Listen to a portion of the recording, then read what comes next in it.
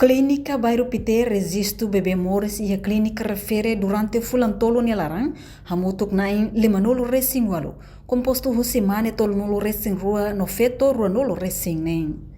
Informação nem hatou husi diretora geral Clínica Bairro Pité Melania Antônia Barreto Siqueira ba jornalista Sira Ianiaknar Fatim Bairro Pité quinta-feira lorong walu fulang maio tinang nem. Durante fulan tolo husi janeiro to março tinang nei Clínica Bairro Pité resista bebê nebe Morris e a clínica nei hamutuk bebê limanolo racing walu.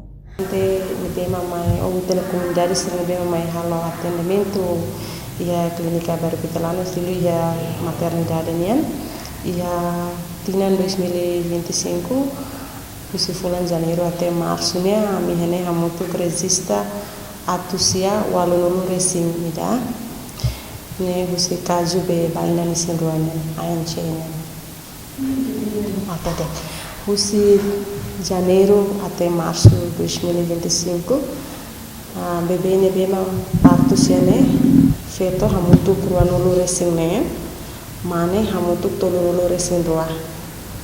Além de ne durante fulan tolo nelarang clínica mos transfere bebê nebe Morris menos husi kilograma rua 0,5 ne ia nain hat.